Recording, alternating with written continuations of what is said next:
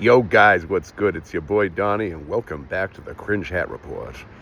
So, we had a moving breakthrough. It's been a week of breakthroughs. Otherwise, this week has been completely horrible, but, the breakthroughs kind of make it better. So, we hadn't put in the AC. We have this giant AC you have to pay someone to install. And I'm not going to put them through the frickin' trouble and pay for it. And then I have to take out the fucking thing, and I'll probably jack my back. So, Trish hasn't been able to sleep for like 2 days with the perimenopause. She's been sweating all night. She's been up all night. It makes her grouchy.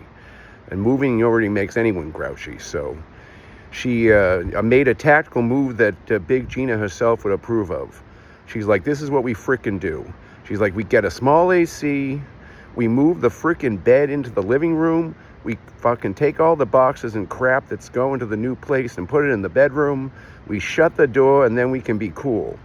And we don't have to look at all this stuff. And I was like, that's freaking brilliant. Of course, the Finches had to come to the living room, too, but you can't have everything. So now, I went out. I got an AC. It was about $200. Thanks, Aunt Marion, for that. Installed the motherfucker. Moved all the boxes and crap into the former bedroom. Shut the frickin' door.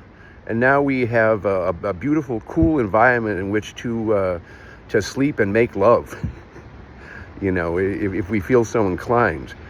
So, took care of the frickin' box problem, took care of the cooling problem. We don't have to try to cool 2 rooms.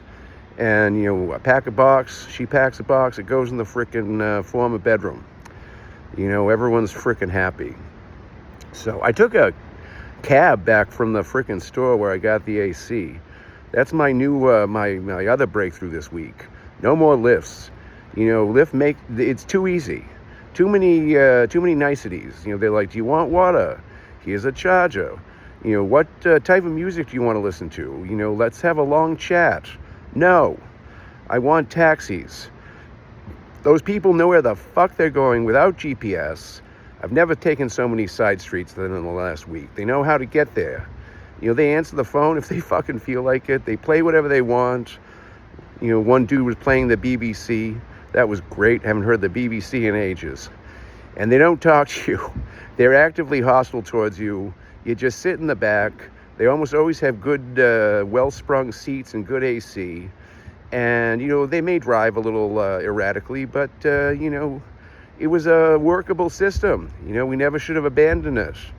It all started because I was going to take a lift somewhere, and I looked at the price, and I'm like, hey, fuck you.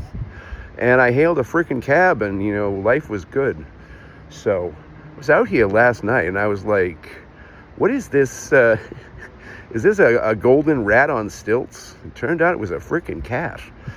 This parking lot has a lot of nature. We got bunnies, of course. We got rodent friends. And now we got a cat. We get a few more cats. It'll just be bunnies and cats, which would be vastly preferable. The rodents have been getting far too liberated in their movements. I don't care for it.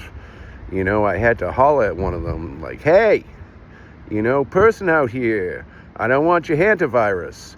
Speaking of that, there were only a few rat bowel movements under where our bed used to be. So I was like, winning at life.